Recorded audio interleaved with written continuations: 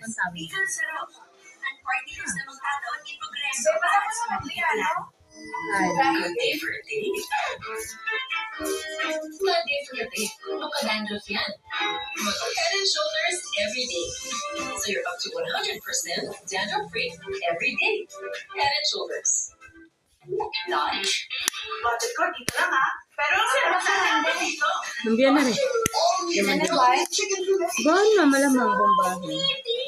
Nana, shampoo? Naduwahan ni Bongo. 69 grams. Buko. Oh, Ay, ikaw. Dahil sa batian ko, nagkaribok si Tiber. ano na? Huwag ka na magpakay. Ta! Oh, mas maribok yung bawa ko. Pagkapagday! Kasi ang cute naman ng baby ko. Ikis ko na lang yung pagday. Ikis ko. Hindi na ha. Nag-kiss ko na. Vet88.ph.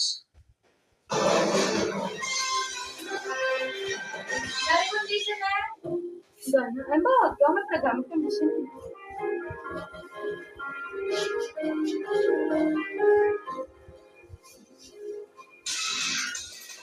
Tiwalang Malacanang hindi nalabag ang mga karapatan ni dating Pangulong Rodrigo Duterte Ayan, sa unang pagharap niya sa mamumong ng International Criminal Court.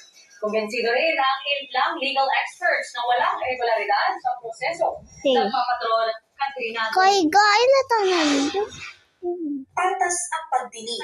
Ganito inilarawan ng Malacanang ang unang pagharap ni dating Pangulong Rodrigo Duterte sa International Criminal Court.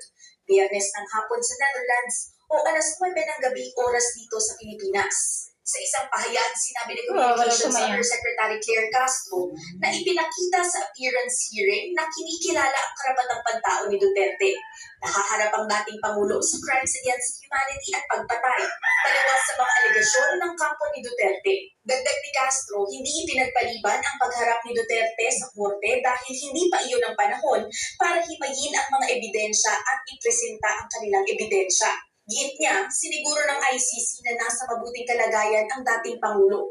Pinatingnan sa doktor at hindi na inobligang humarap ng personal kung hindi via video link na lamang. Pero dismayado ang abogado si Harry Roque na dating tagapagsalita ng dating Pangulo.